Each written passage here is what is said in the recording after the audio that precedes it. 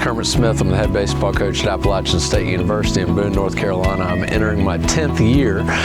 We have had this specific surface since the fall of 2019.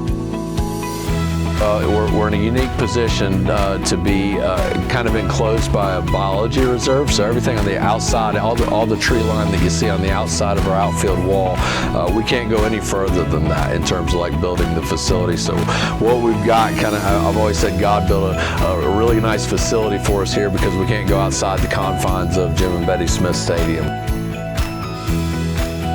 The fact that I don't have to drag a field or anything else before I go home obviously makes my life as a coach a lot more family friendly for sure. But yeah, it's held up fantastic. You know, it's interesting that we'll play across a lot of fields across the country, even within our own league, that got new fields and new surfaces and a similar timeline. And I think that you look at some wear spots at some other places, and I feel like they're a little bit more dramatic than ours are. The field's held up incredibly well. We've done very minimal work to it since we've been here.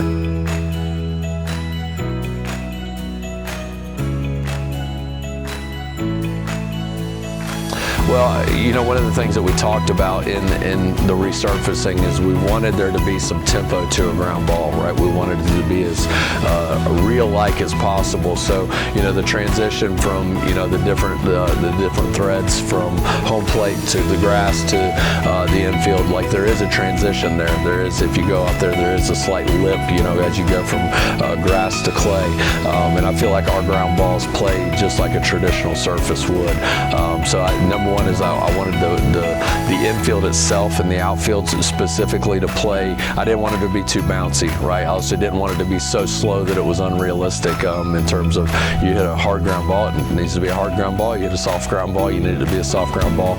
So we just wanted to play as game-like as possible, and I thought their work through, you know, the sand and the rubber infill, I thought they got it to a really consistent playing surface. Again, I think it's just very game-like. I think, you know, if you slide in the right trajectory, I think you're going to slide like you would on clay or on a normal grass field.